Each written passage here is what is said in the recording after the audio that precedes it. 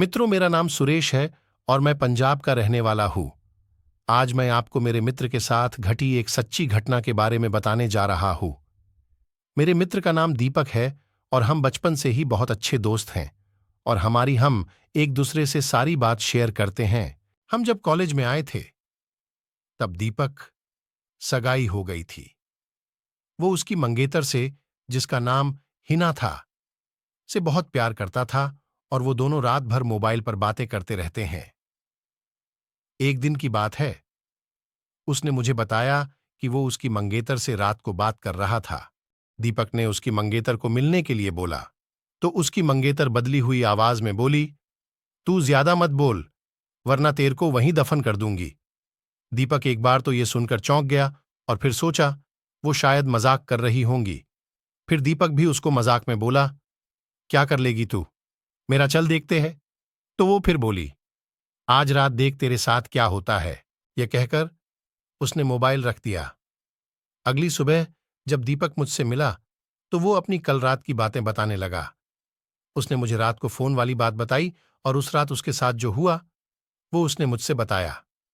उसने बताया कि रात को 1-2 बजे के आसपास अचानक उसकी नींद खुली और उसके सामने एक काला लंबी दाढ़ी वाला आदमी बैठा था। वो बोलने लगा, ले आ गया मैं, अब देख तेरे साथ क्या होता हूं। उसने दीपक का गला पकड़ डीडीएच लिया। उससे मेरी सांसें रुक गई। दीपक ने उसी वक्त के सामने अल्लाह का नाम लेते हुए नमाज पढ़ना शुरू कर दिया और वो उसके सामने से गायब हो गया। मुझे उसकी बात सुनकर बड़ा आश्चर्य हुआ कि ऐसे कैसे हो सकता है। उसके अगले दिन दीपक ने फिर अपनी मंगेतर से मोबाइल पर बात की और बोला, कल रात तुम मुझे क्या अनाप शनाप बोल रही थी। उसकी मंगेतर ने कहा, ऐसा कैसे हो सकता है, लेकिन कल तो मैंने फोन ही नहीं किया था। ये सुनकर दीपक के रोंगटे खड़े हो गए और उसने तुरंत फोन काट दिया। उसी वक्त दीपक ने मुझे फोन किया कि उसकी मंगेतर की तबीयत खराब है और कल उसके घर पर चलना है।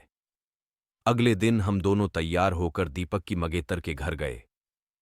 वहां हमने दरवाजा खटखटाया तो उसकी मंगेतर सामने खड़ी थी और बदली हुई आदमी की आवाज में बोल रही थी कि तू फिर आ गया ना, तूने अगर अंदर कदम रखा तो यहीं पर तेरी अर्थी निकाल दूंगा।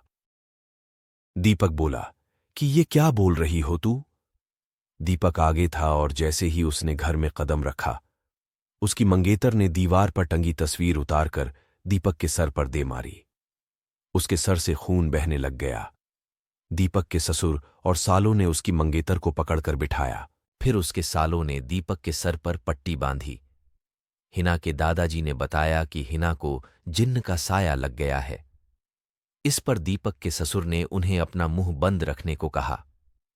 थोड़ी देर रुककर हम वहां से सीधे अस्पताल जाकर ढंग से पट्टी करवाई।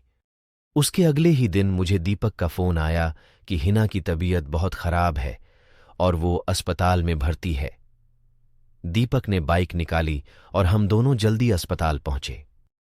वहां पर पहुंचते ही हमने डॉक्टर से हिना की हालत पूछी तो उन्होंने बताया कि उसकी हालत बहुत नाजुक है। कौन सी बीमारी है वो पता नहीं चल पा रहा है और उसके घर वालों को डॉक्टर ने दीपक को घर ले जाने को कहा। सभी हैरान थे कि ऐसी क्या बीमारी है जिसका इलाज डॉक्टर के पास भी नहीं है। फिर उसके घर वाले हिना को घर ले आए। हिना ने दीपक को बुलाया और कहा कि मैं अब ज्यादा दिन जिंदा नहीं रह पाऊंगी और तुम किसी अच्छी लड़की से शादी कर लेना। ये सुनकर दीपक की आंखों में आंसू आ गए और बोलने लगा कि मैं तुम्हें मरने नहीं दूंगा। फिर हिना के दादाजी ने उसको एक बाबा के पास ले जाने को कहा। हम उसको बाबा के पास ले गए और बाबा ने बताया कि इसको एक बुरे जिन्न ने जकड़ेच लिया है, जिसकी वजह से वो इसके शरीर को नुकसान पहुंचा रहा है। अब बहुत देर हो गई है। बाबा ने बताया कि इसका एक ही इलाज है। यहां से 100 किमी दूर एक दरगाह है, वहां इसका इलाज हो सकता है, जिसकी वजह से वो इसके शरीर को नुकसान पहुंचा रहा है। अब बहुत देर हो गई है। बाबा ने बताया कि इसका एक ही इलाज है। यहां से 100 किमी दूर एक दरगाह है, वहां इसका इलाज हो सकता है।